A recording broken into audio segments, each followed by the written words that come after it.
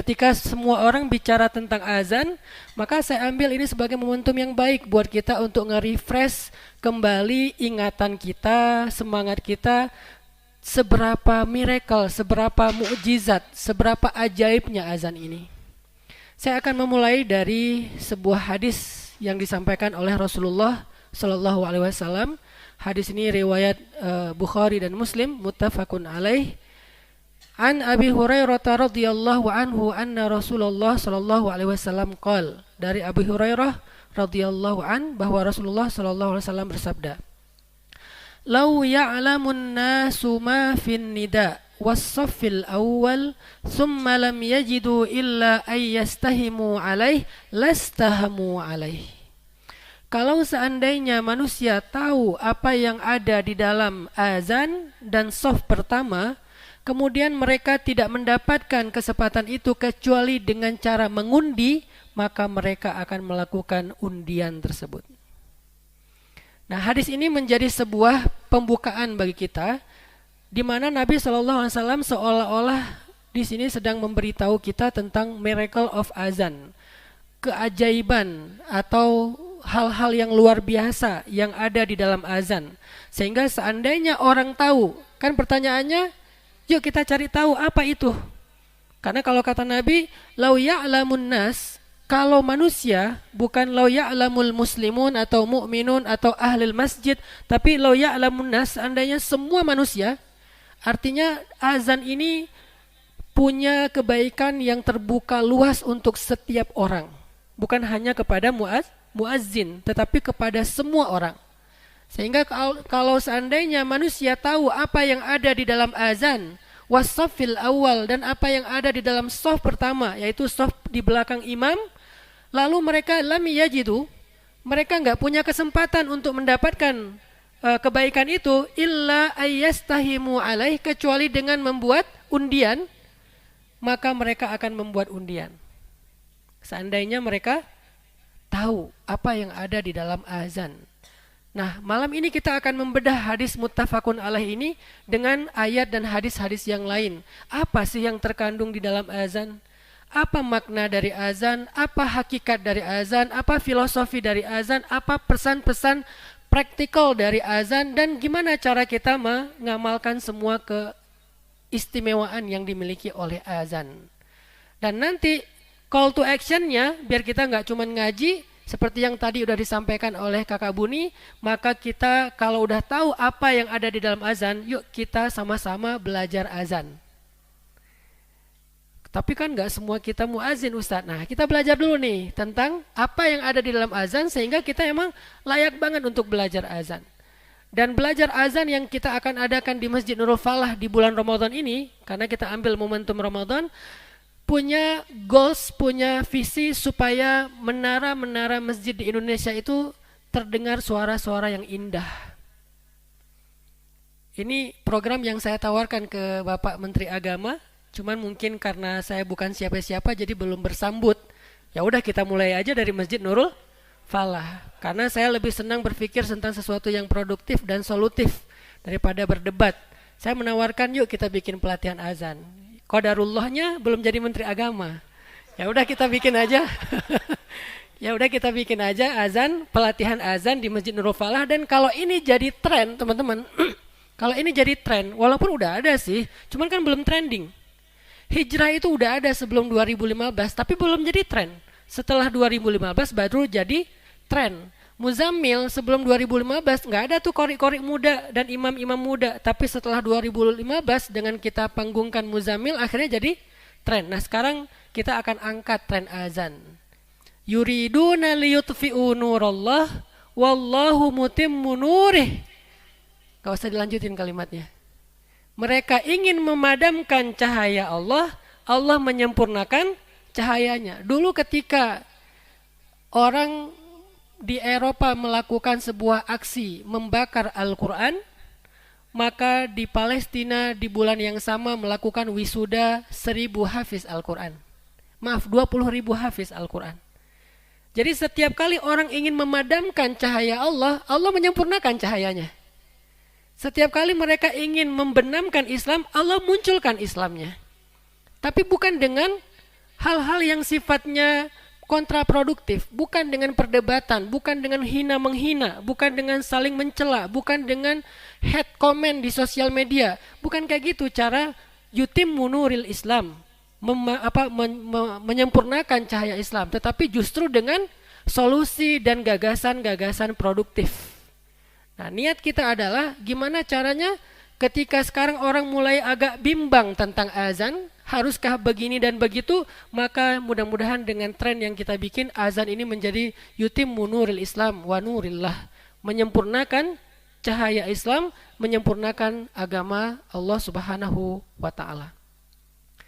Sehingga nanti dari Nurul Falah maka akan berlanjut mudah-mudahan, karena biasanya kita jadi trending sesuatu yang kita bikin, insya Allah akan ada pelatihan-pelatihan azan di seluruh Indonesia. Dulu ketika Muzammil masih ngaji di rumah saya, waktu itu saya masih tinggal di Cihanjuang, di Cimahi. Muzammil kan malam seminggu sekali itu bareng teman-teman UPI, ITB, beberapa teman-teman mahasiswa yang punya bakat makomat ngaji ke rumah. Dulu kita selain ngaji tentang irama-irama makomat Al-Quran, kita juga belajar azan dulu. Dulu saya ngajarin ke teman-teman azannya Palestina. Apa hikmah atau pesan di dalam irama azannya Palestina? Azannya Turki. Apa pesan dan di dalam iramanya azan Turki? Azan Madinah, azan Makkah, azan Indonesia juga ada kan? Yang mana? Azan legend.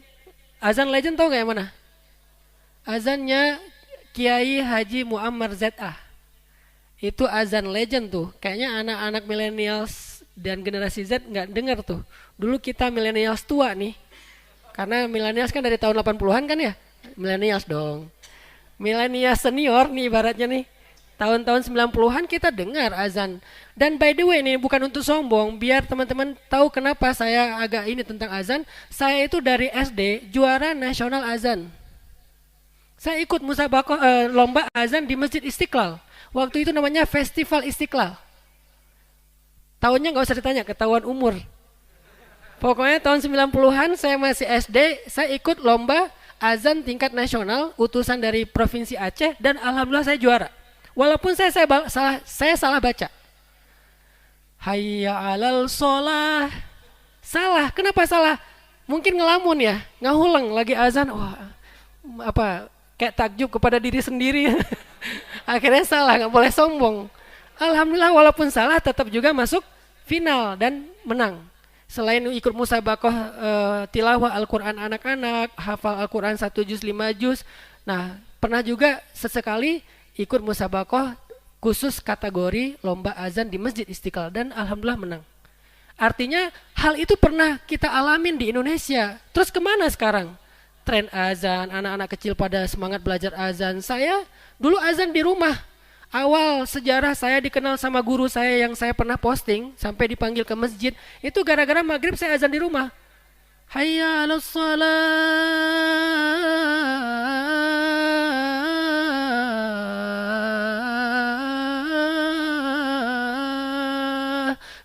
Guru saya lewat depan rumah.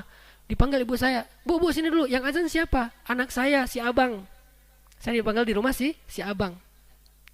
Oh, kok enak ya? Ya udah suruh ke masjid. Waktu itu saya belum belajar Al-Quran, orang kampung.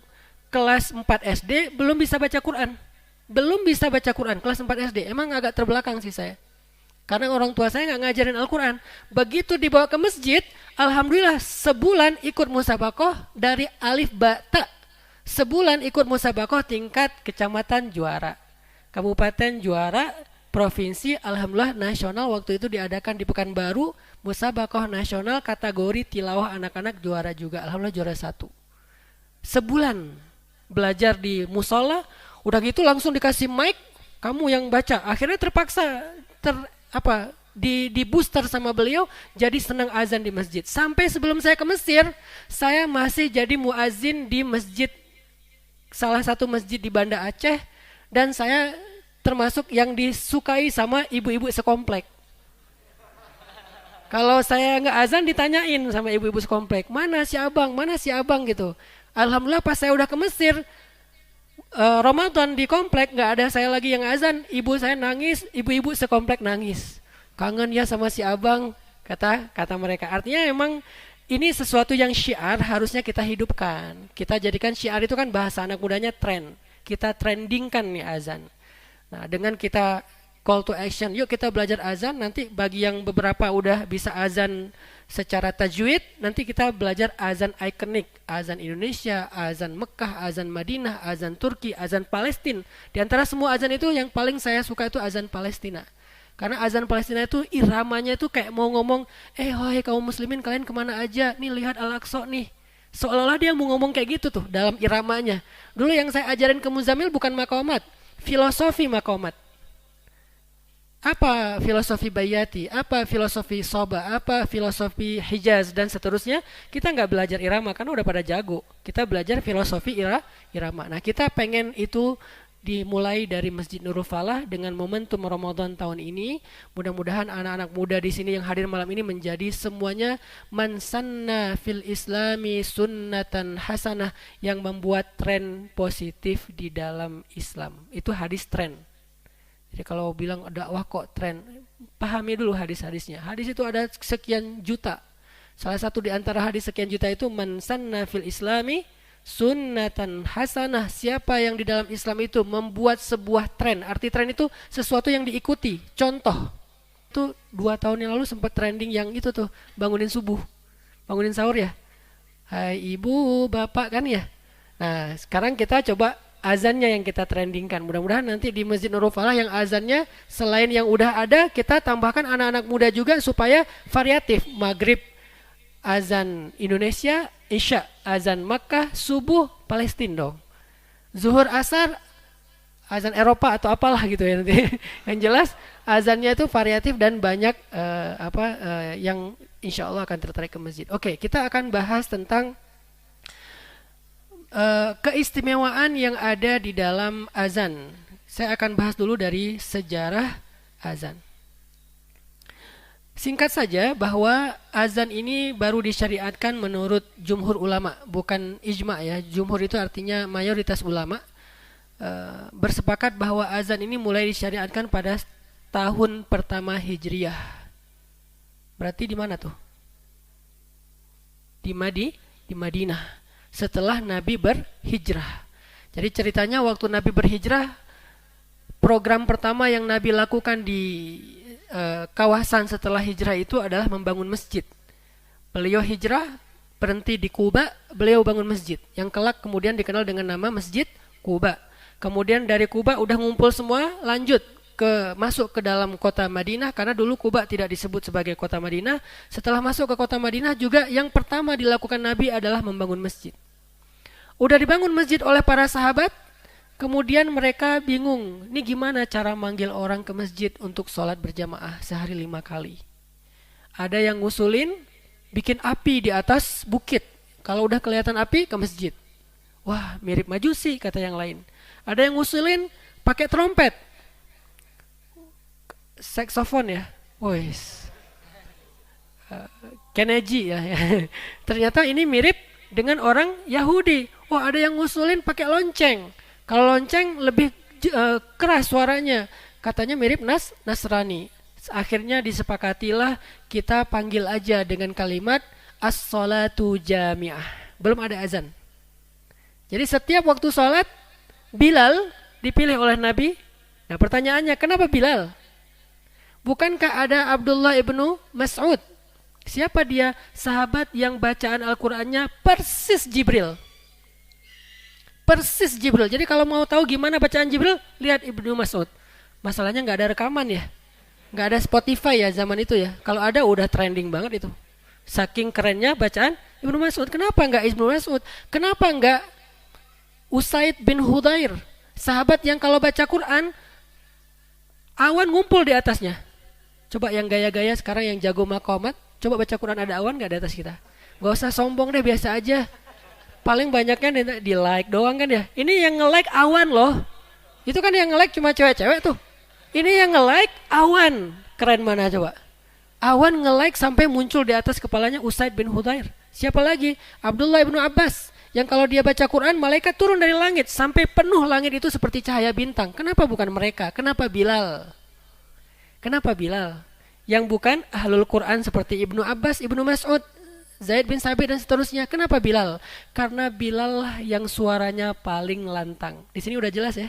Dan kita sudah sampai kepada poin kedua. Poin pertamanya adalah hadis Nabi, seandainya manusia tahu apa yang ada di dalam azan dan shaf pertama, lalu mereka tidak mendapatkan kesempatan untuk hal itu kecuali dengan cara mengundi, maka mereka akan melakukan undian. Di situ pesannya adalah ternyata apa yang ada di dalam azan dan shaf pertama.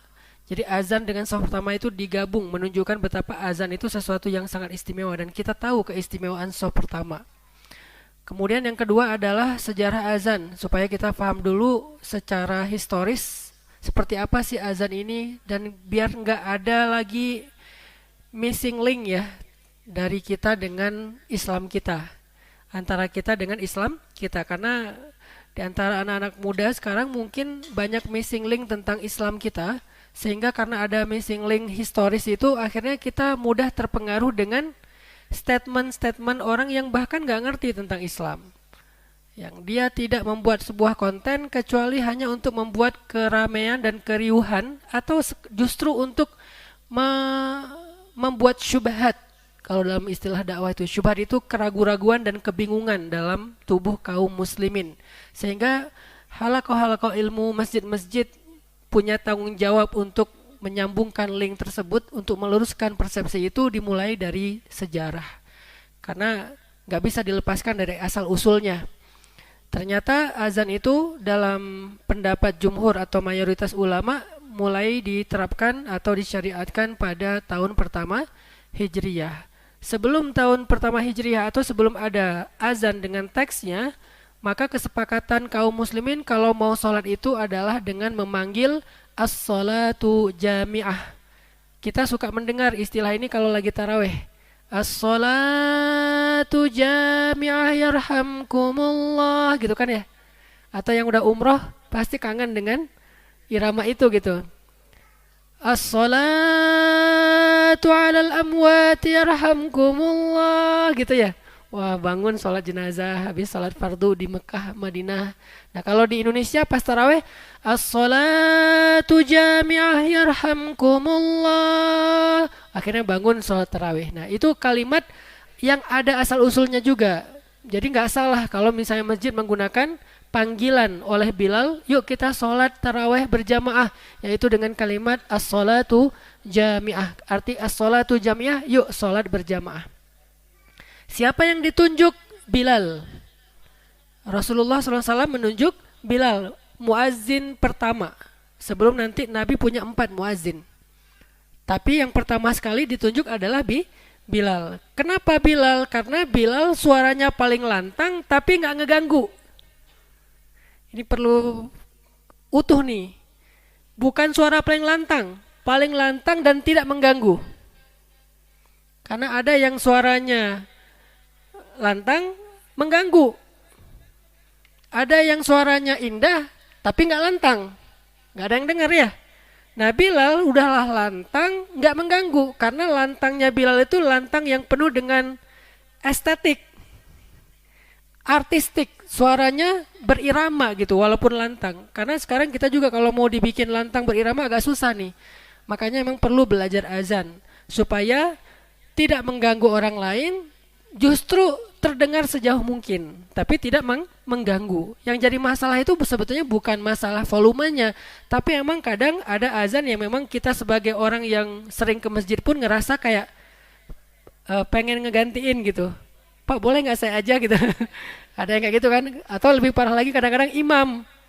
Saya kan sering saya cerita lagi sholat di mall karena saya nggak pakai baju yang katanya baju ustadz. Akhirnya kan nggak ada yang tahu ustadz. Jadi nggak ada yang dorong-dorong, masa saya pura-pura kedorong ya?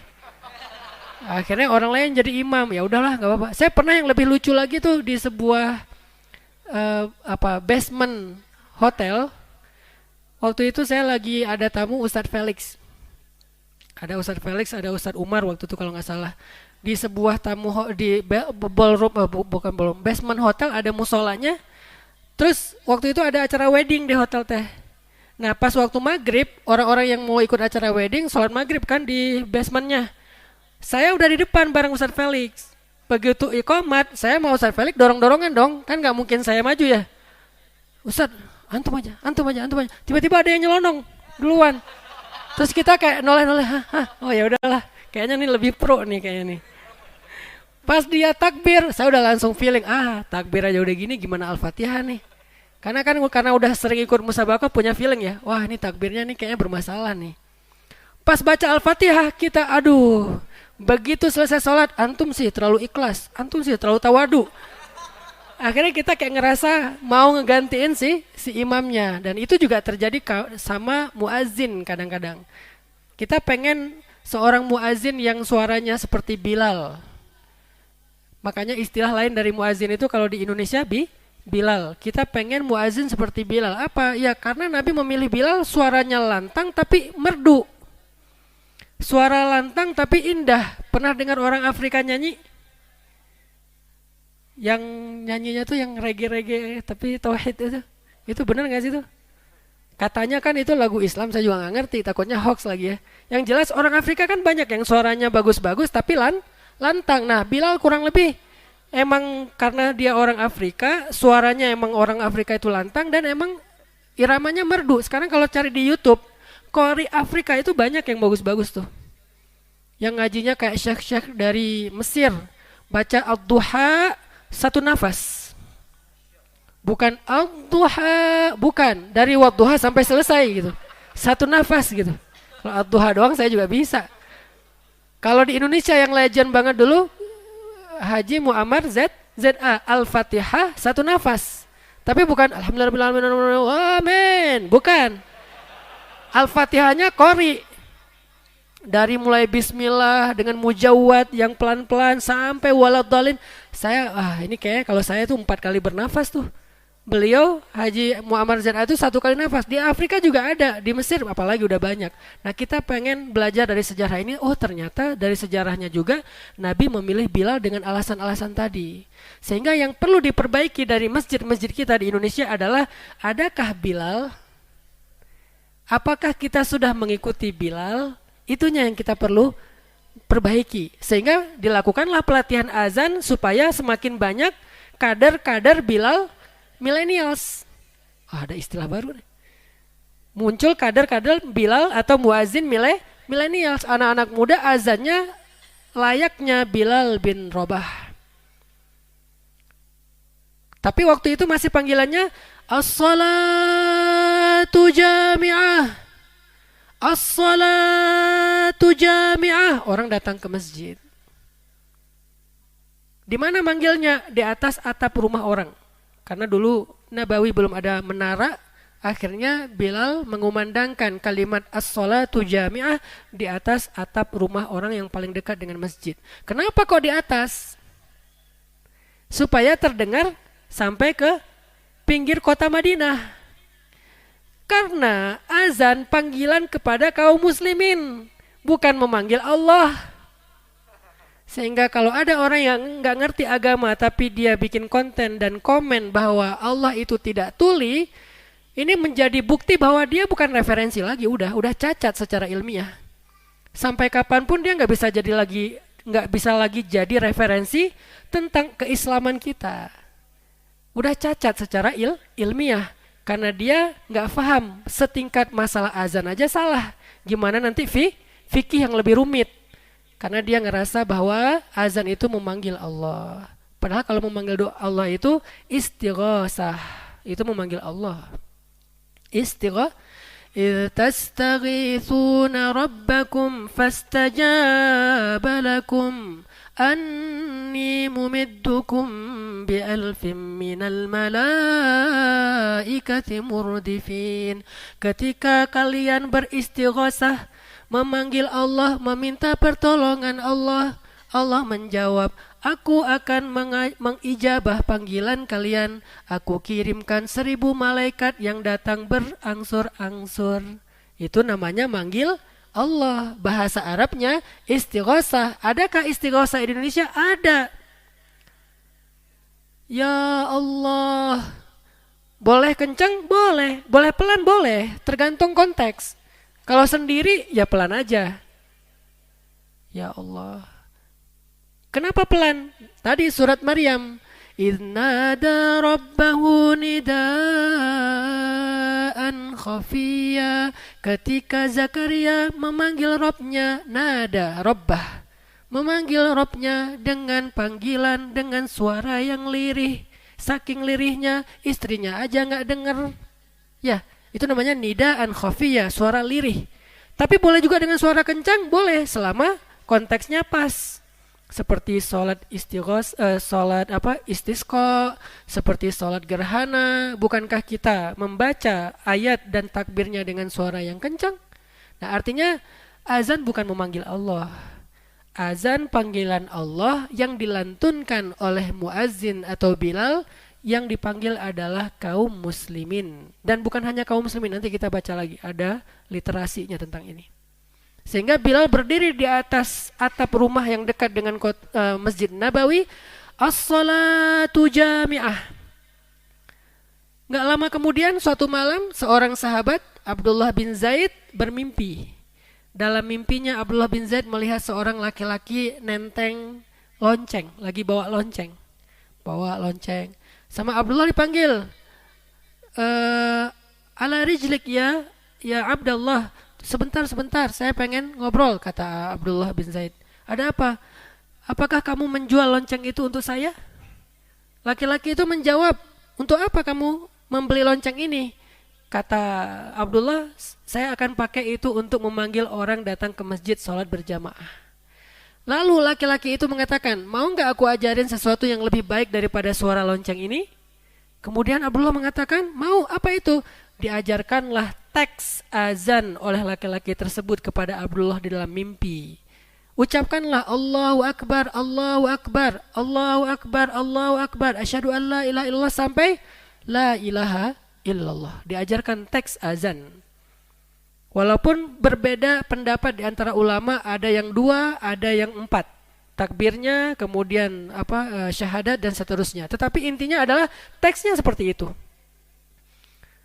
Ketika bangkit dari tidurnya, datang sholat subuh ke masjid, Abdullah bin Zaid menceritakan kisah mimpinya kepada Rasulullah. Maka Nabi mengomentari mimpi itu dengan kalimat, sesungguhnya itu adalah mimpi yang benar. Sesungguhnya itu adalah mimpi yang benar. Maka ajarkanlah apa yang kamu hafal dari kalimat azan itu kepada Bilal. Yang mimpi siapa? Abdullah bin Zaid. Tapi diajarkannya ke siapa? Tetap Bilal. Dan Abdullah bin Zaid gak bilang, kan Rasul saya yang mimpi, kok diajarin ke dia? Bukannya saya yang perform? Kan ini liriknya saya yang dapat, saya yang perform dong. Enggak, disitulah para sahabat berlapang dada. Dan Allah memilih siapapun di antara hambanya untuk diberikan ilham yang baik. Padahal Allah kalau mau sangat layak kalau diberikan teks ini kepada Rasulullah langsung. Tetapi kenapa lewat Abdullah bin Zaid? Supaya semua sahabat itu punya rasa memiliki terhadap ibadah sholat dengan azannya. Bukan hanya dari Rasul, tapi dari kami kaum muslimin. Lalu Umar juga ternyata mimpi yang sama, cuman telat ngomongnya. Bukan ngaku-ngaku ya, Umar udah orang mimpi kamu juga sama. Enggak. Sahabat enggak ada yang sejur'ah itu, tidak ada yang seaib itu. Umar juga mimpi dengan mimpi yang sama. Umar ini memang orang yang sering banget dikasih ilham sama Allah. Bukan itu doang, udah banyaklah ilham-ilham yang keren yang Allah berikan kepada Umar. Ya Rasulullah, sesungguhnya saya memimpi dengan mimpi yang sama. Maka kemudian semakin meyakinkan para sahabat bahwa itu bukan cuma bunga tidur, tapi itu ilham dari Allah. Apalagi udah dibenarkan oleh Rasulullah SAW. Diajarkanlah kepada Bilal. Sejak itulah azan kemudian disampaikan atau disuarakan dengan suara kalimat tauhid. Itu asal usul azan. Sehingga tidak bisa diganti, tidak bisa nggak bisa diubah, nggak bisa ditambah kurangkan. Maka seperti itulah azan sejatinya sejak awal. Nah, para ulama kemudian mendefinisikan apa itu azan dalam konteks Islam. Kata ulama, al-azan huwa ta'abbudu lillahi bil i'lam bidukhuli waqti sholati bi dzikrin makhsus. Azan itu adalah ibadah kepada Allah. Azan itu sendiri adalah ta'abbud, ibadah. Jadi ya, azan itu bukan profesi. Azan itu bukan kerjaan. Azan itu bukan sebuah rutinitas. Tapi azan itu adalah at-ta'abbud lillah. Ibadah yang dilakukan kepada Allah dengan cara i'lam, mengumumkan dukhul waktu sholat, mengumumkan masuknya waktu sholat bidzikrin maksus dengan teks-teks yang sudah dijelaskan secara khusus. Itu definisi azan. Jadi kalau sekarang kita jadi tahu, oh azan itu ibadah. Dan ibadah ini adalah ibadah yang kedudukannya sangat tinggi di mata Allah. Sampai disandingkan dengan shaf awal. Jadi orang kalau mau dapat kebaikan dalam satu sholat berjamaah, di antara kebaikan yang banyak itu adalah azan dan shaf awal. Dan dia termasuk ibadah yang luar biasa. Sehingga karena dia ibadah, maka sebelum kita azan, luruskan niat kita. Saya pengen beribadah. Apa ibadahnya? Azan. Kalau tidak ada orang yang ditunjuk untuk azan, maka berlomba-lombalah. Kalau kalian mau berlomba-lomba dengan cara membuat undian, buatlah undian agar punya kesempatan mengumandangkan azan, karena dia ibadah yang luar biasa di sisi Allah Subhanahu wa taala.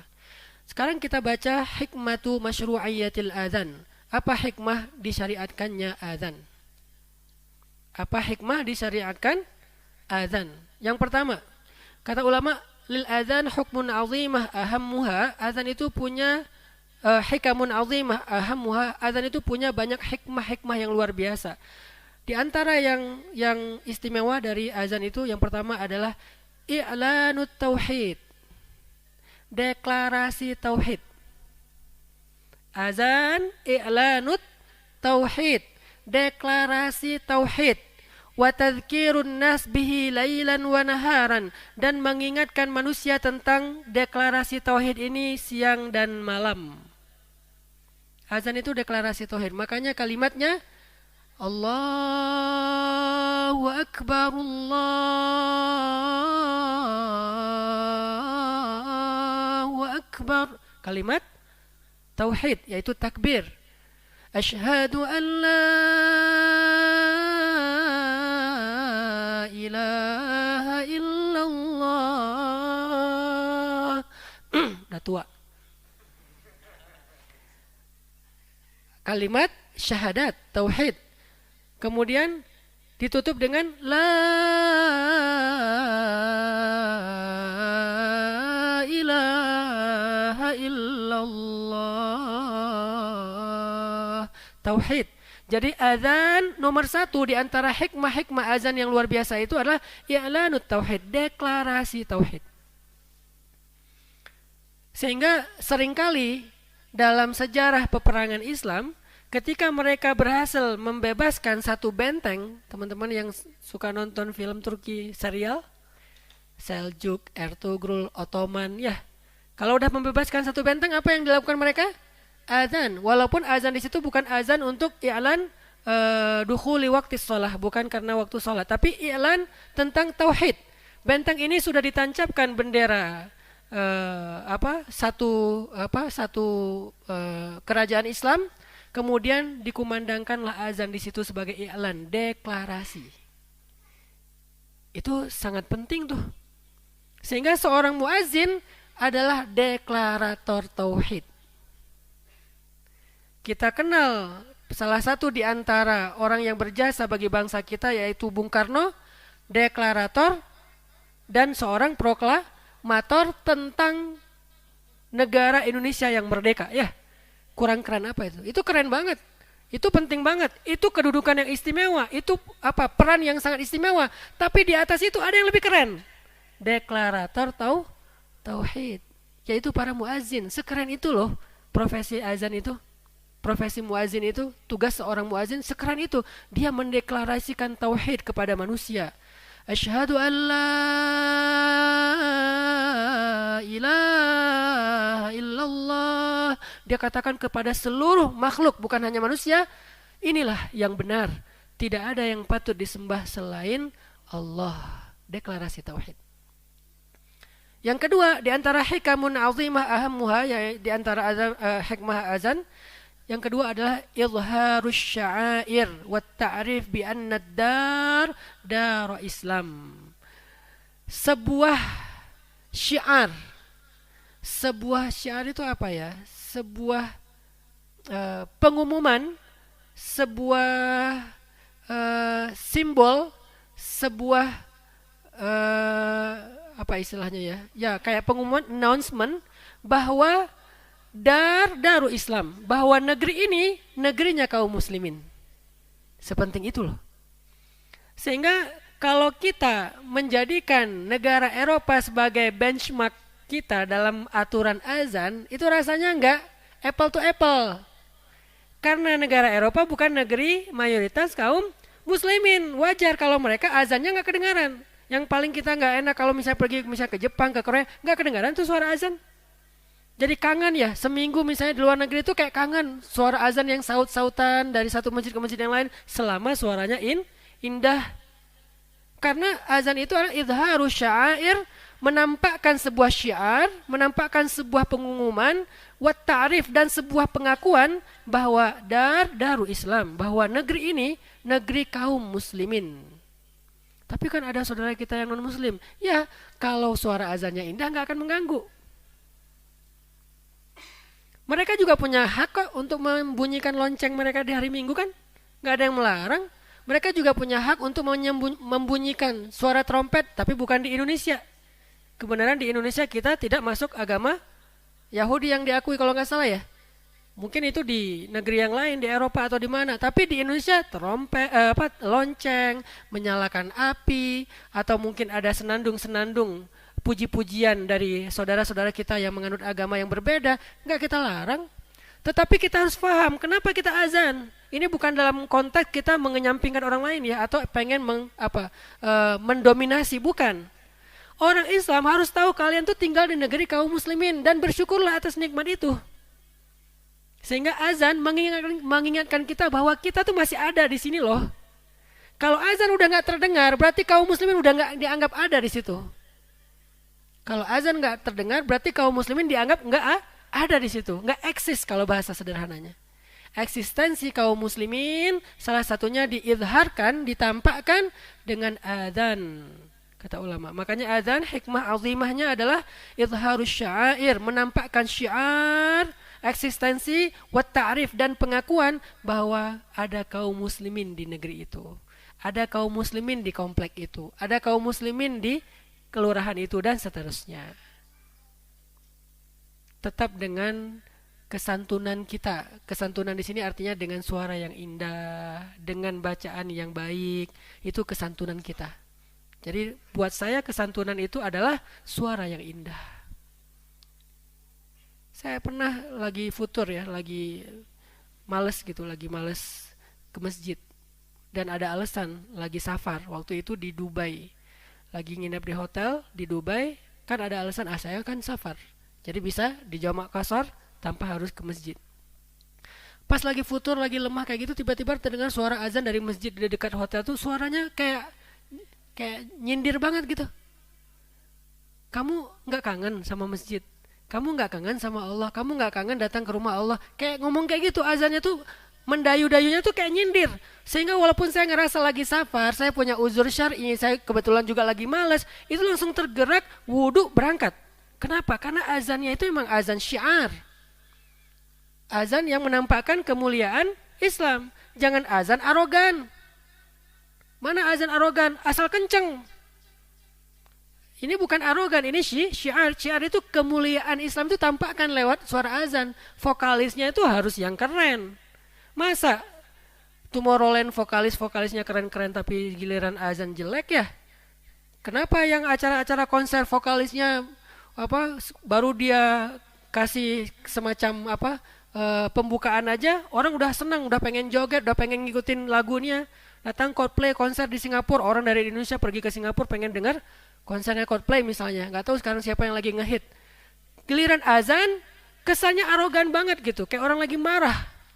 Apalagi dalam konteks ketika azan jadi kontroversi, lalu berlomba-lomba orang azan dengan azannya marah. Jangan marah ketika azan. Sampaikan kalimat tauhid di dalam azan, lalu syiar kaum muslimin di dalam azan. Betapa mulia dan indahnya Islam. Panggilannya aja indah. Panggilan sholatnya aja indah. Tampilkan itu. Sekarang banyak di YouTube non muslim membandingkan suara-suara panggilan ibadah di antara umat pemeluk umat beragama di dunia. Yang kedua, di antara hikmah masyru'iyatil adzan, hikmah di balik disyariatkannya adzan itu adalah izharus sya'air, menampilkan syiar Islam. Izhar itu menampilkan. Arti menampilkan itu memperlihatkan kepada alam, kepada manusia semuanya, ini loh syiar Islam. Jadi harus jadi syiar. Yang namanya syiar, sesuatu yang menarik dan indah. Karena dia satu kata dengan syair.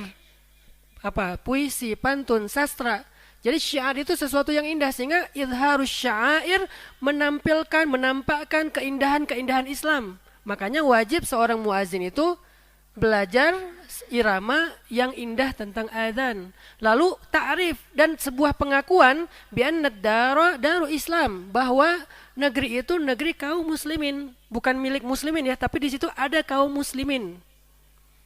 Karena negara Islam itu bukan hanya negara yang punya simbol keislaman secara secara simbolik atau secara slogan, tetapi ketika di negara itu ada kaum muslimin, lalu negara itu tidak bertentangan dengan syariat Islam, tapi menampilkannya dengan syair, dengan hal-hal yang indah dan menarik, supaya menjadi perhatian bagi orang yang mungkin belum dapat hidayah. Bisa aja orang dapat hidayah gara-gara azan. Yang ketiga, ini yang mungkin sama-sama kita tahu, bahwa azan itu hikmahnya ad-du'a'u lis-shalah allati hiyal falah.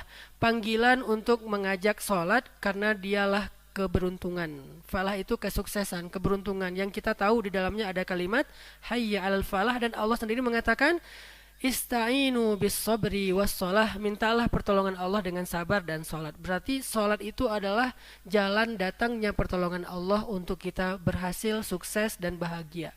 Azan mengingatkan kita tentang itu.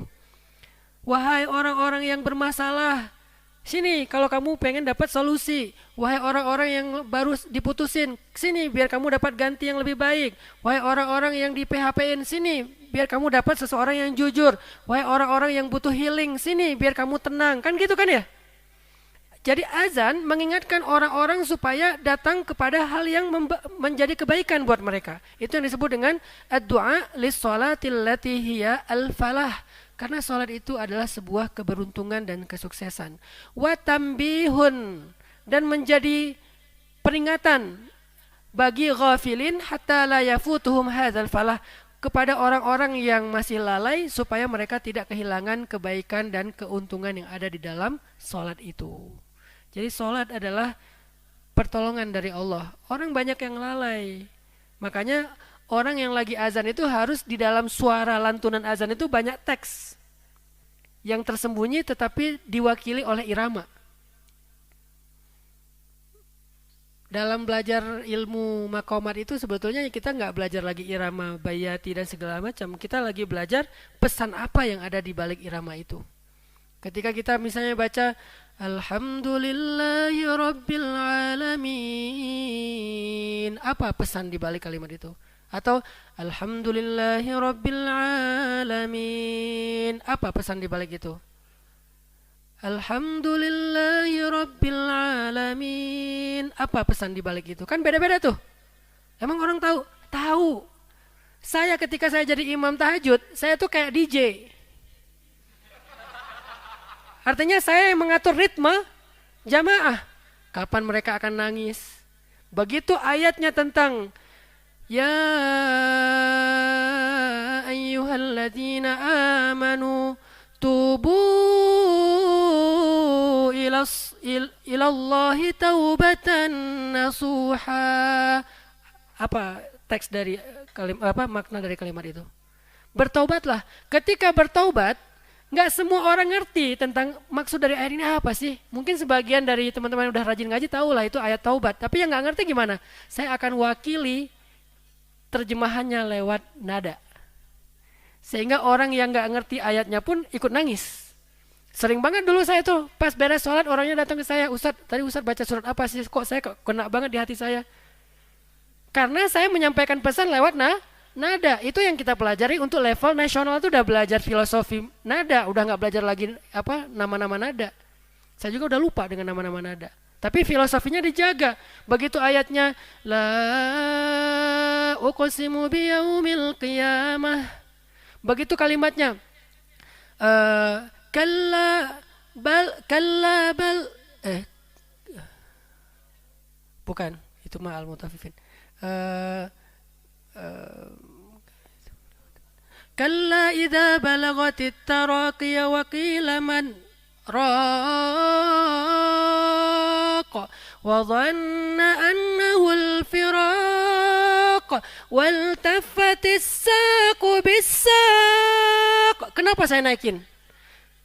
Orang yang nggak belajar maqamat dengan filosofi, dia pikir, Ustaz naik, tiba-tiba turun. Enggak, itu lagi kasih pesan tuh. Wal tafatis saqu bis-saq. Itu saat sakaratul maut yang begitu menyakitkan, begitu menegangkan, begitu mengerikan.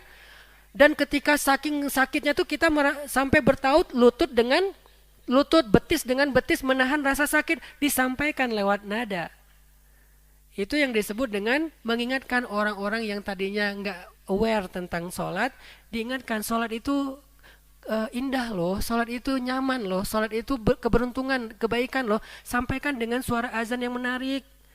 Sepenting itu loh tugas muazin, supaya orang yang tadinya ghafilin, nggak tertarik untuk sholat, nggak tertarik untuk ke masjid, merasa, ini panggilan yang indah, saya mau ke masjid. Sepenting itu teman-teman. Ad-du'a lis-salati allati hiyal falah wa tanbihul ghafilin hatta la yafutuhum hadzal falah. Jadi panggilan untuk salat karena dia adalah keberuntungan, dan pengingat kepada orang-orang yang lalai agar mereka tidak melewatkan keberuntungan ini. Ini yang keberapa? Yang ketiga. Yang keempat, al-i'lamu bidukhuli waqtis shalah wa makanin adaiha. Ini yang umum ya. Pengumuman masuknya waktu salat dan tempat melaksanakan ibadah salat. Jadi kalau kita lagi jalan di luar rumah, di luar komplek, biasanya kan kita suka nyari-nyari masjid ya. Saya pernah waktu lagi ke salah satu mall di Bandung tuh, karena saya pengen sholat Jumat, saya keluar kan, karena datangnya pagi, terus pas menjelang Jumat saya keluar nyari-nyari masjid. Bagaimana saya menemukan masjid kalau nggak kelihatan menara karena ketutup sama gedung-gedung yang tinggi? Dengan suara azan. Dan suara azan itu bagaimana akan terdengar kalau dia terlalu sopan? Nggak akan saya nemukan masjid karena terlalu sopan. Nah, kita butuh azan yang bukan hanya sopan tapi juga indah dan terdengar. Sehingga di sana nih masjidnya. Kalau suaranya saut-sautan banyak, saya akan memilih yang mana yang paling indah. Biasanya kalau muazinnya aja gini, gimana imamnya nih? Muazinnya aja gini, gimana imam? Udah pasti imamnya lebih keren lagi tuh biasanya. Allahu Akbar, Allahu Akbar. Udah pasti sudes. Ya, pasangannya ya. Alhamdulillahi Rabbil Alamin. Udah pasti itu satu paket itu. Kalau muazinnya Allah getar-getar, imamnya kira-kira gimana? Nah, jadi azan itu mewakili masjid ini keren loh, enak loh salat di sini. Segitunya dalam dari makna mahiyat ta'abbud lillah bil i'lami bil qiyami ila shalah bi dzikrin makhsus. Kalau iqamah itu emang pengumuman untuk mendirikan salat, bukan waktu masuknya waktu salat, tapi mendirikan salat. Sebagaimana namanya iqamah, mendirikan. Oke, itu poin tema yang ketiga kalau nggak salah. Yang keempat,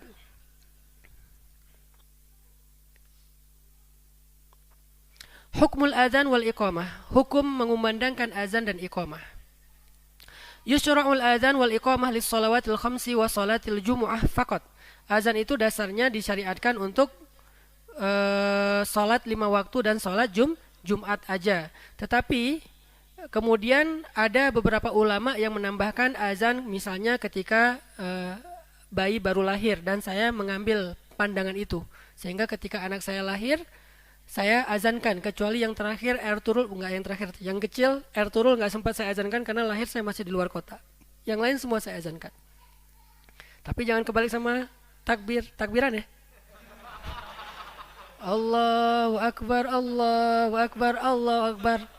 Mas itu takbiran, takbiran ya. Bingung. Azan, takbiran beda lagi. Kenapa diazankan? Karena supaya anak itu mendengar kalimat pertama dengan telinganya adalah kalimat tauhid. I'lanut tauhid. dalil ulama diantaranya adalah i'lanut tauhid. Tapi yang berpandangan tidak perlu ya kita hargai. Nggak usah ribut gara-gara masalah sepele. Yang berpandangan pakai azan, saya berpandangan azan ketika lahiran, ya azan aja. Yang nggak berpandangan juga tidak masalah.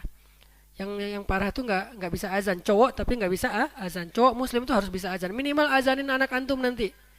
Ustaz, emaknya aja belum ada, nggak apa-apa. Kalau udah mungkin alasan antum jomblo nih karena emang nggak bisa azan. Nanti gimana punya anak? Masa dikasih ke dokter? Masa dikasih ke orang lain? Kan ayahnya dong yang mengazankan di telinga kanannya, mengiqomahkan di telinga kirinya. Lalu tahnik, memberikan makanan yang manis, lebih baik lagi adalah kurma. Nanti ibunya yang bagian memberikan susu, ayahnya memberikan tahnik atau kurma. Jadi ayahnya yang bisa. Nah, jangan sampai nggak bisa akhirnya ya Allah tunda. Gak usah nikah dulu deh, belajar azan. Nah, tahun ini belajar azan, insya Allah tahun ini juga puas ya. Enggak. Bercanda tapi insya Allah jadi motivasi. Apa hukum azan? Tadi yushra' al-azan untuk salawatul khams dan salatul jumu'ah. Wal azan wal iqamah fardu kifayah 'ala rijali dunan nisa. Azan dan iqamah itu hukumnya fardu kifayah. Kalau dalam satu wilayah kaum muslimin tidak terdengar suara azan, maka semua kaum muslimin yang ada di wilayah itu menanggung dosa. Penting banget kan peran muazin? Kalau dia nggak azan nih, kelewat ketiduran nih subuh nih, akhirnya semuanya bangunnya sholat sendiri-sendiri tanpa azan, maka seluruh kaum muslimin yang ada di komplek itu berdosa. Penting banget azan itu. Mewakili, sama kayak memandikan jenazah, mengurus jenazah. Kalau nggak ada yang ngurus sampai akhirnya jenazah ini terlantar lebih daripada waktu yang dibolehkan, yaitu maksimal sehari, maka sudah kena dosa satu wilayah tersebut. Wilayah ini ukuran apa?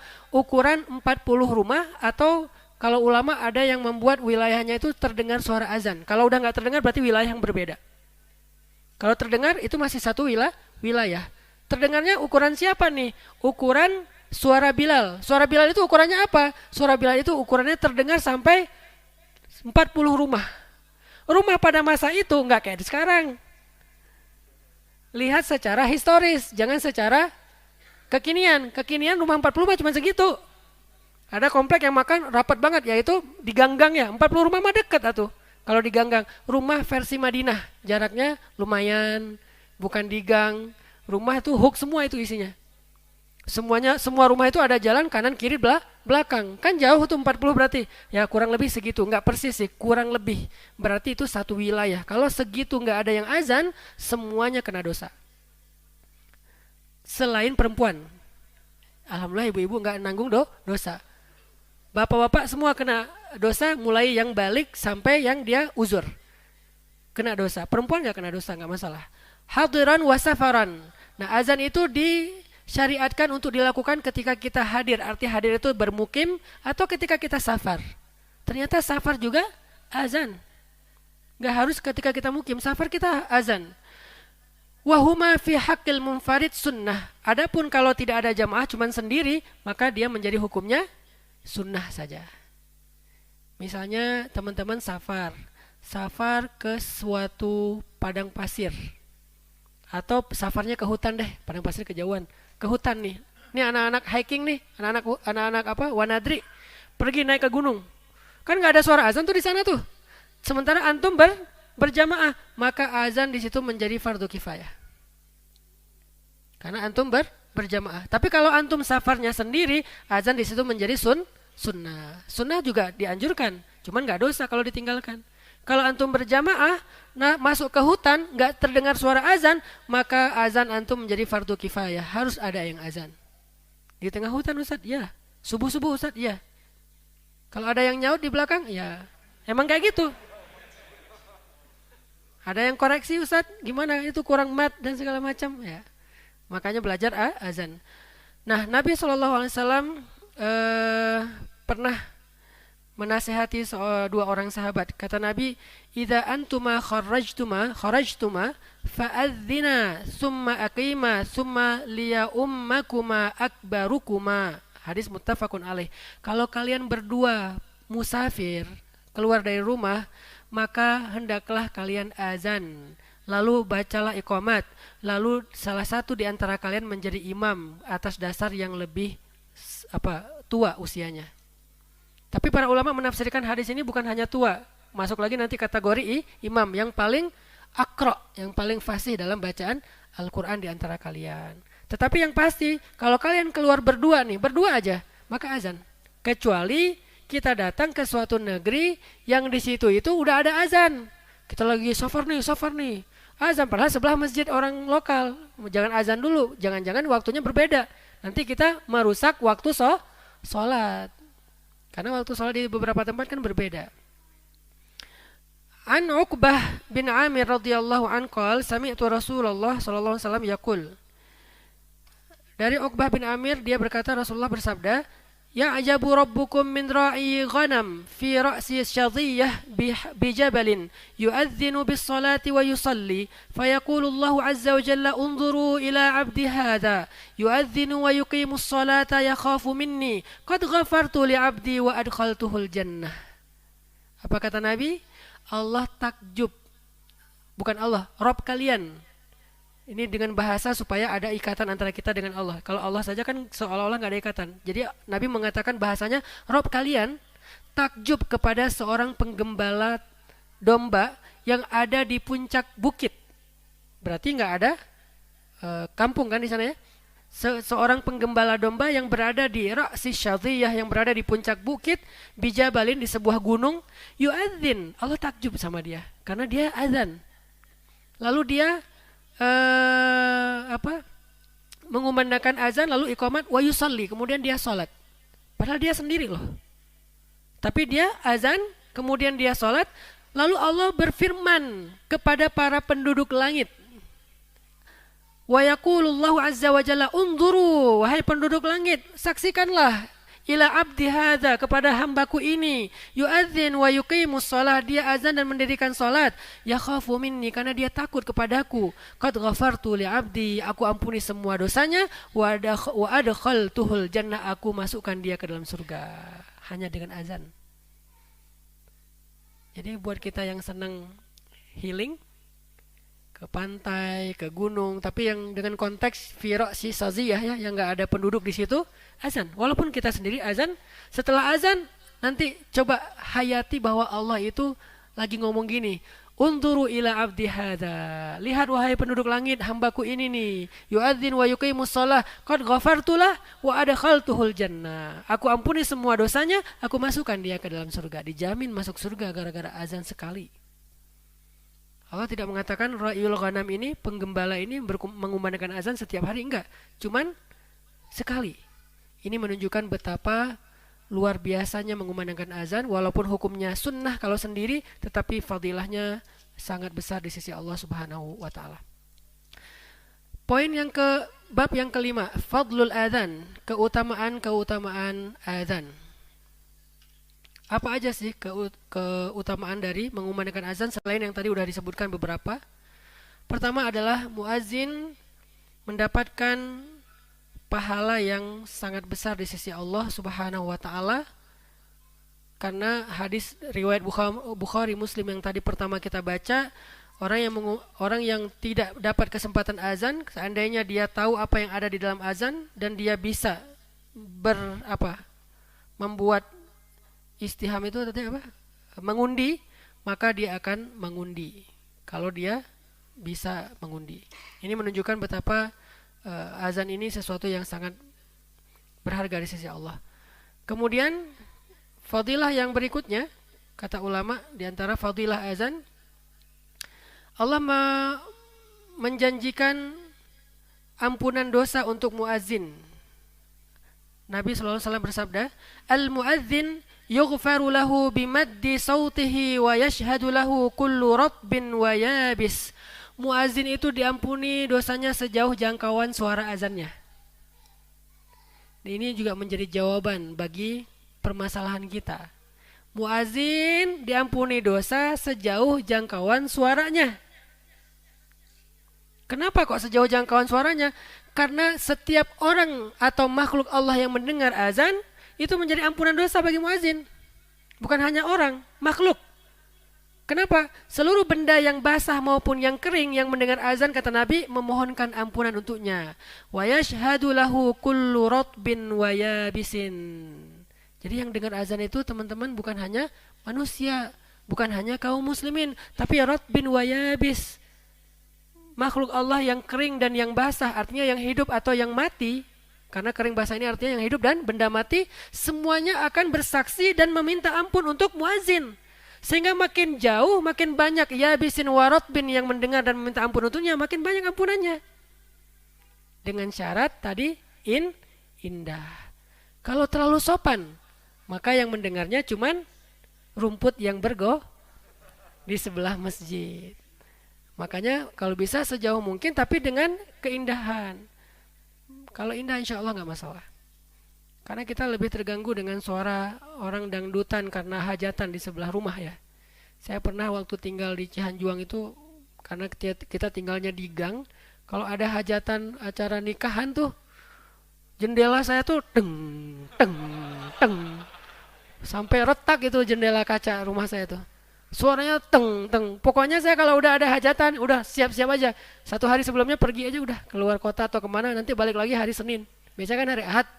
Berangkat hari Sabtu, balik hari Senin udah beres tuh, teng-tengnya udah beres. Karena pernah di situ luar biasa, anak saya nangis-nangis nggak peduli. Itu lebih jelas mengganggu itu.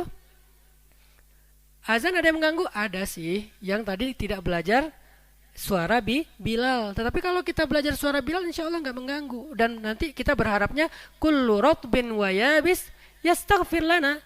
Semua yang benda mati dan hidup meminta ampun untuk kita. Hadis riwayat Ahmad. Yang ketiga,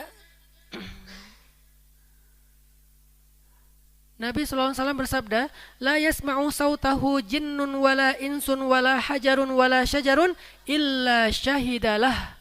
Muazin itu akan dapat banyak saksi nanti di akhirat.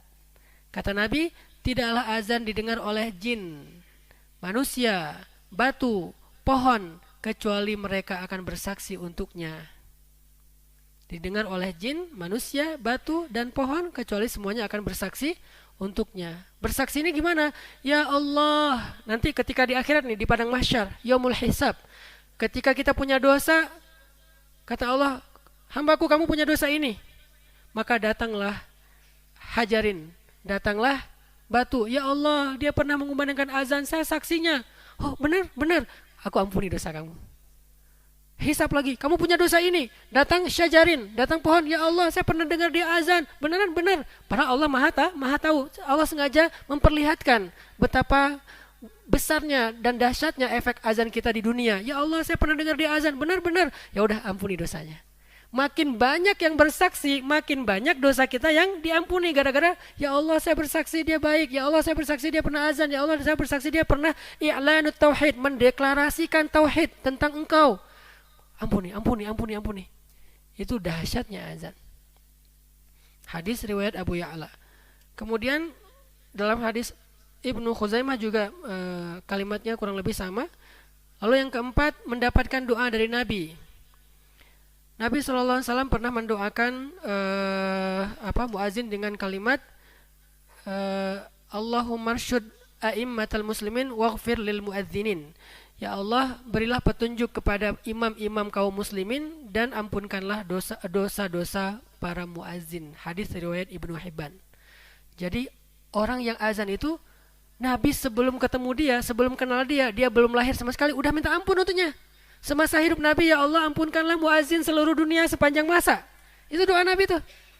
Sehingga siapapun yang mengumandangkan azan setelah doa itu, Allah ampunkan dosanya tadi sejauh suaranya terdengar. Sejauh makhluk-makhluk Allah yang meminta ampun juga untuknya. Dalam hadis yang lain, fadilah atau keistimewaan azan, kata Nabi, walahu mithlu ajri man shalla ma'ah. Bagi orang yang azan itu mendapatkan pahala sebanyak orang yang sholat bersama dengan dia. Apalagi kalau suara azannya indah, yang sholat bersama dia sekian. Apa pahala sholat? Kata Nabi, siapa yang berwudu dengan wudu yang sempurna di rumahnya, kemudian berjalan kaki menuju ke rumah Allah, lalu dia masuk dengan membaca doa, lalu dia berada di shaf pertama, lalu dia takbiratul ihram bersama imam, lalu dia amin setelah imam bersama para malaikat, lalu dia sholat dengan sholat yang khusyuk, lalu dia kembali ke rumahnya, apa pahalanya? Setiap langkahnya bernilai 2 kebaikan. 1, hapusnya dosa. 2, diangkat kemuliaan atau derajatnya di surga.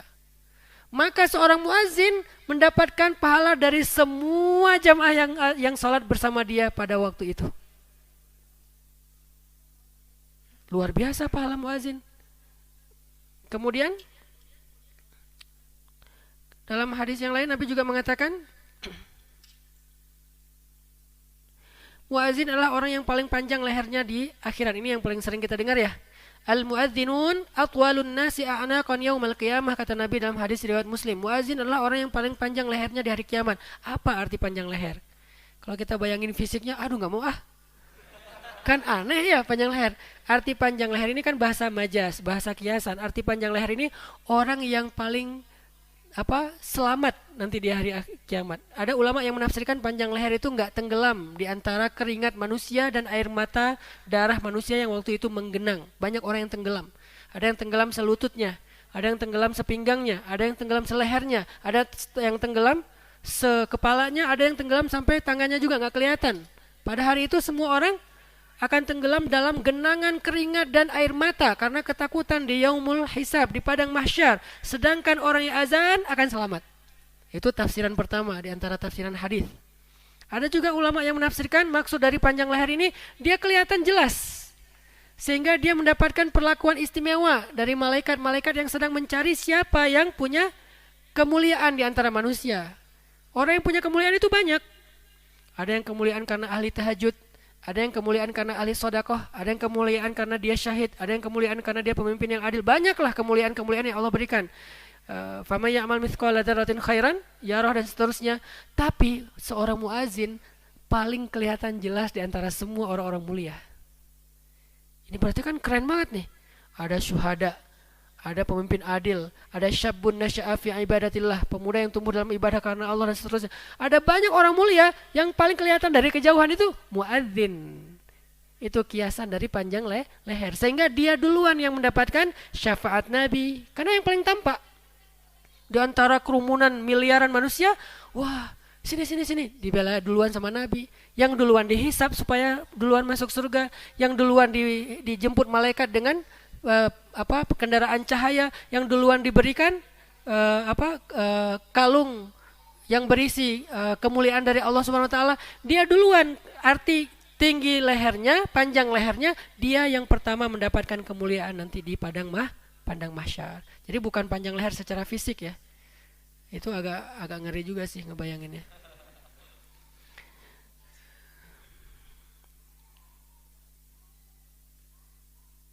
Nah, dijanjikan surga. Selain hadis yang tadi kita baca di awal bahwa kata Allah, aku pasti memasukkan dia ke surga, ada hadis yang lain dari Abi Hurairah. Kunna ma'a Rasulillah sallallahu alaihi wasallam faqama Bilalun yunadi falamma sakata qala Rasulullah sallallahu alaihi wasallam man qala mithla hadza yaqinan dakhal jannah. Kami, kata Abu Hurairah, pernah sedang duduk bersama Nabi, kemudian Bilal berdiri dan mengumandangkan azan. Lalu ketika Bilal selesai dengan azannya, Nabi bersabda, siapa yang mengucapkan seperti apa yang diucapkan orang ini dengan penuh keyakinan, maka dia masuk surga. Nah ini, bagaimana dengan kita yang gak dapat kesempatan azan? Maka kita yang tidak dapat kesempatan azan tapi pengen dapat kemuliaan seorang muazzin, amalkanlah hadis ini. Ucapkan apa yang diucapkan muazzin. Makanya ketika azan kita diam, pas lagi ada acara kita diam, itu bukan sekedar menghormati azan. Yang terjadi adalah kita lagi rame nih, azan, diam. Tapi habis itu ngobrol. Gitu kan yang sering kita alamin ya. Saya juga kadang-kadang gak sengaja kayak gitu. Lagi meeting heboh, wah kita bikin rencana ini, rencana itu. Allahu Akbar. Azan. Nanti gimana? Pernah ngobrol-ngobrol. Bukan itu tujuan diam. Tujuannya supaya kita bisa baca apa yang dibaca oleh imam. Kadang-kadang di ruang DKM juga sama. Lagi azan, dengerin. Datang nih teman-teman nih, ngobrol di ruang DKM ngobrolnya tuh sama aja. Udah di ruang DKM udah jelas suara azan pun masih bisa ngobrol. Tujuan kita diam itu biar kita bisa mengucapkan apa yang diucapkan muadzin sehingga kita mendapatkan kebaikan yang sama dengan seorang muadzin. Jadi bukan supaya hormati azan dong, jangan ngobrol kenceng-kenceng, pelan-pelan aja. Hah, ini aneh nih. Jadi tetap diam untuk membaca bacaan muadzin. Kayaknya nggak usah semua, saya persingkat aja ya. Udah fadlul azan. Nah, quwwatul adzan. Ini penting banget nih. Kuwah itu artinya apa? Kuat. Kuat itu bahasa Arab. Cuman kalau kita pakai kaf harusnya pakai Q. Kuat. Saya kuat kok. Ya, gitu. Bukan saya kuat. Lo kuat lo. Kuat banget gua. Nah, pakai Q. Kuwah. Itu bahasa Arab. Jadi kalau kita mau menghilangkan asal usul dan historis Arab kita, kayaknya banyak diksi bahasa Indonesia harus dirubah.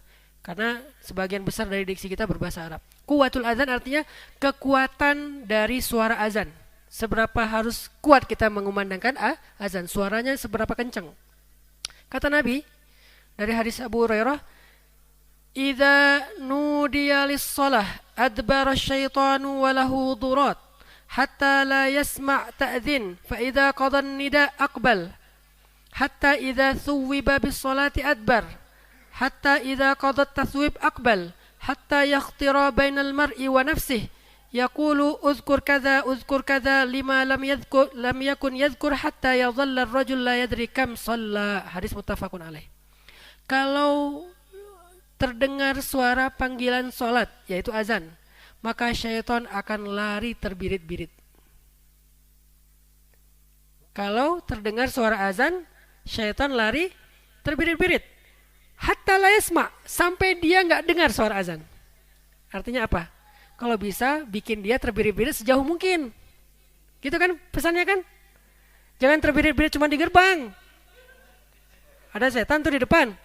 Allahu Akbar, Allahu Akbar. Setan lari ke gerbang udah nggak kedengaran. Udah gua tunggu aja di gerbang. Karena cuman sampai gerbang. Kan maksudnya hatta la yasma, sampai dia udah nggak dengar. Kalau bisa terbirit-birit sampai ke laut selatan. Wah, masih kedengaran aja nih. Berapa desibel sih nih? Wah, lari lagi lari terus aja sampai akhirnya nggak kedengaran. Nah, kalau misalnya udah nggak kedengaran di satu masjid, datang masjid yang berikutnya. Allahu Akbar, Allahu Akbar. Lari lagi tuh. Sampai setan itu terusir ke tengah samudra. Hatta la yasma' ta'dhin. Sampai dia nggak dengar lagi suara azan. Fa idza qadan nida akbal. Kalau udah beres semua azan di satu wilayah, datang dia tuh, balik lagi.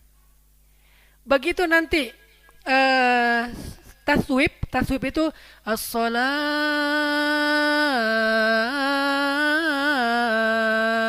khairum minan naum.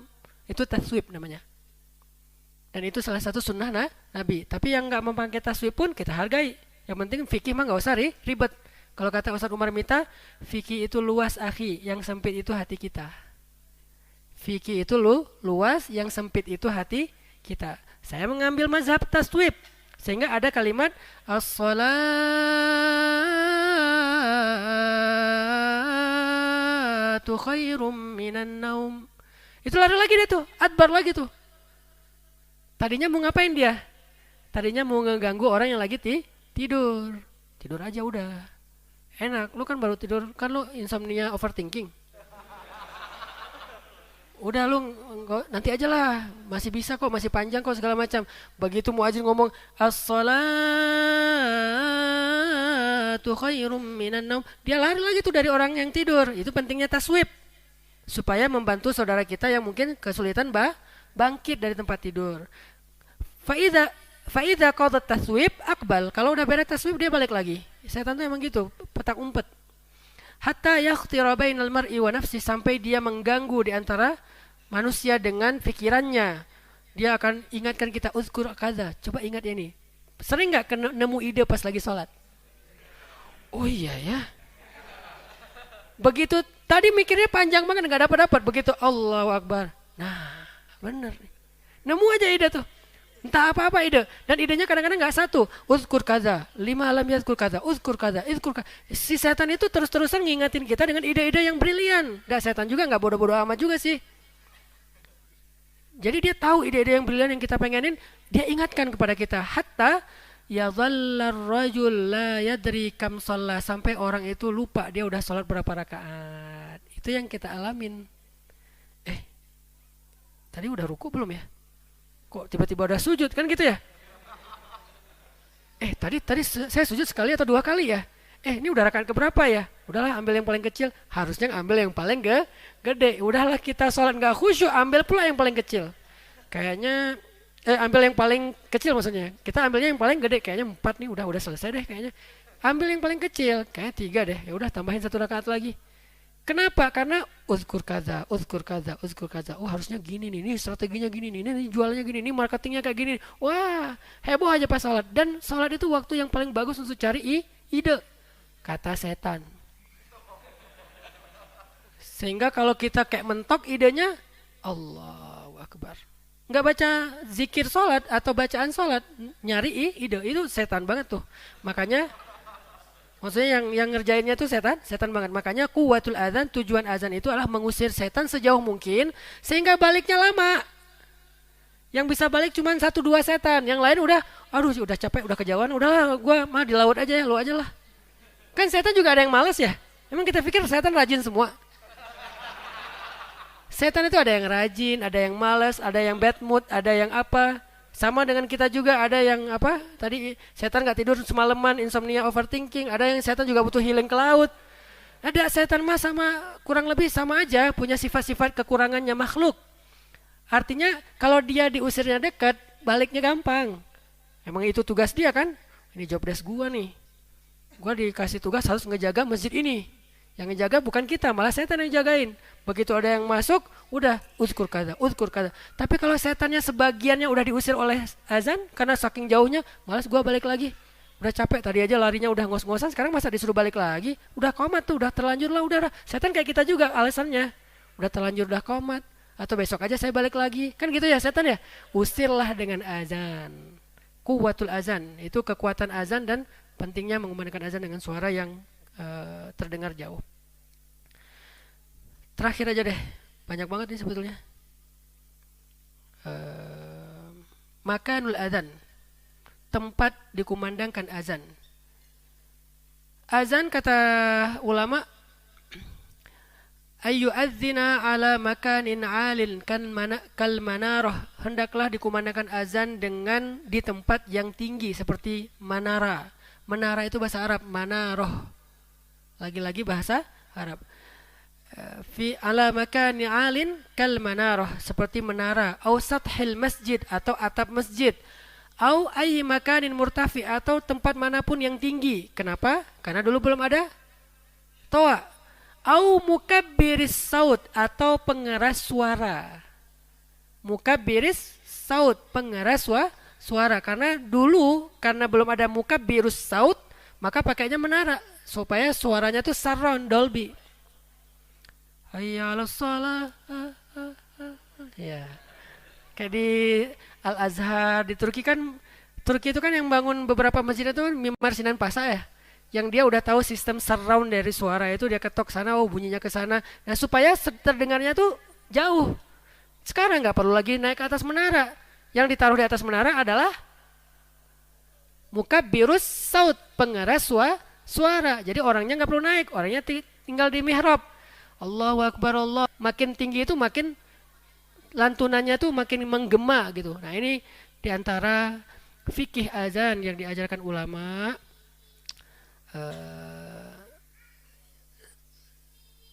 Satu lagi penting juga nih. 4 orang muazin. Yang pertama namanya Bilal bin Rabah. Yang kedua Abdullah ibnu Mak. Ya, karena ada sholat yang perlu 2 muazin. Mana sholat yang perlu 2 muazin? Walaupun hukumnya nggak wajib. Sholat Jumat dan sholat subuh. Perlu 2 muazin. Sholat Jumat ada azan pertama, ada azan kedua. Walaupun ada mazhab azan sekali aja, nggak masalah karena ini hukumnya sunnah saja.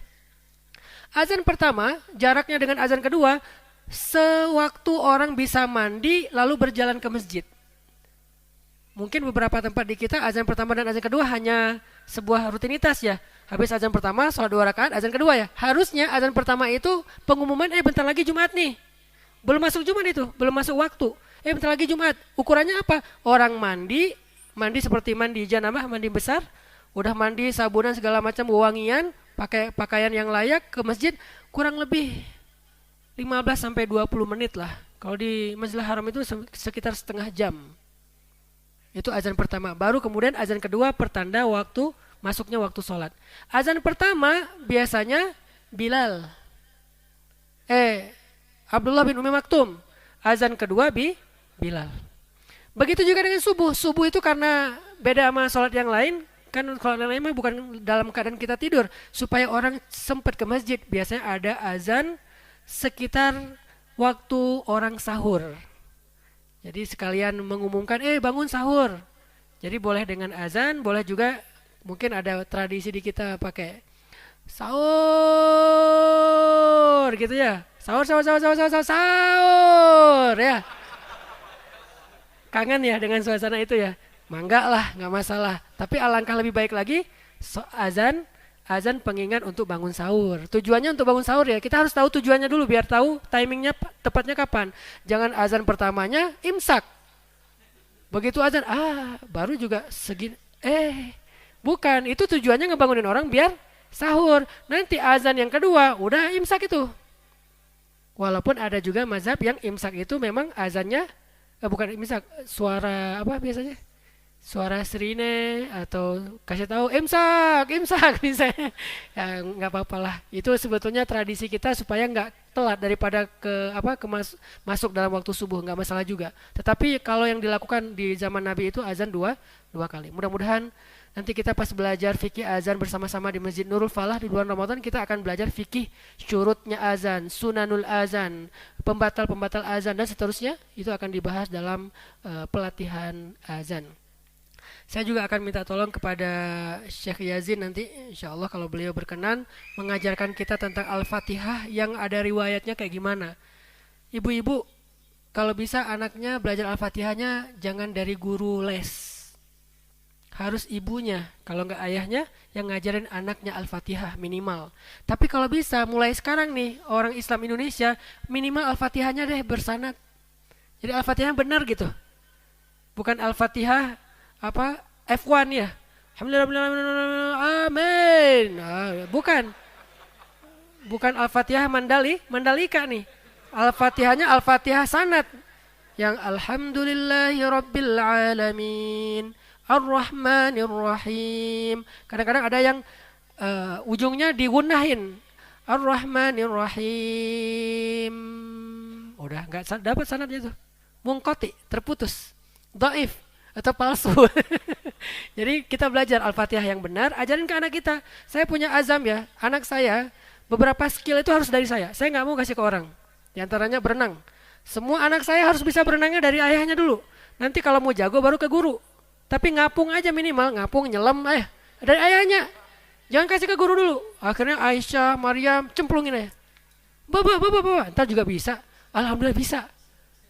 Tapi ini nggak dianjurkan ya. Harus dilakukan oleh yang ahli sih. Pokoknya Aisyah, Maryam, semua anak-anak tuh belajar bisa berenangnya sama ayahnya. Berkuda, ayahnya. Saya kenapa belajar berkuda? Bukan pengen jago, pengen bisa ngajarin anak laki-laki saya. Karena saya nggak mau anak saya berkuda itu dari orang lain dulu. Nanti jagonya sama orang lain, tapi bisanya sama orang tuanya. Begitu juga sholat, baca Quran, harus dari kita. Kenapa? Itu jariyah teman-teman. Itu jariyah. Jangan kasih ke orang kesempatan jariyahnya. Ajarkan minimal Al-Fatihah yang dia pasti akan baca seumur hidupnya setiap dia sholat. Dari siapa dia tahu Al-Fatihah dengan sanad? Orang tuanya. Makanya Ramadan ini kita nggak bikin target berat-berat lah. Minimal Al-Fatihah kita bersanad deh. Udah benar gitu. Tapi yang belum bagus tahsin memang harus dari fase tahsin dulu ya.